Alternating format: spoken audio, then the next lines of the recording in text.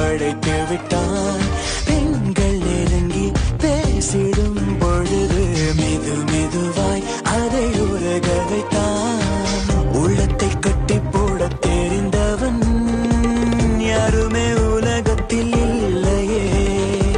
வெள்ளத்தின் அளவுகள் தாண்டினான், மண்ணுகள் என்ன செய்யும் முல்லையே. தொடு தொடு என்று தூரத்தில் நின்று தூதுகள் சொல்லுது விழிகள் ரெண்டு. தொட தொட வந்தால் தொடுவானம் போல் தள்ளி செல்லுது தேக்கம் ஒன்று. இது சரியா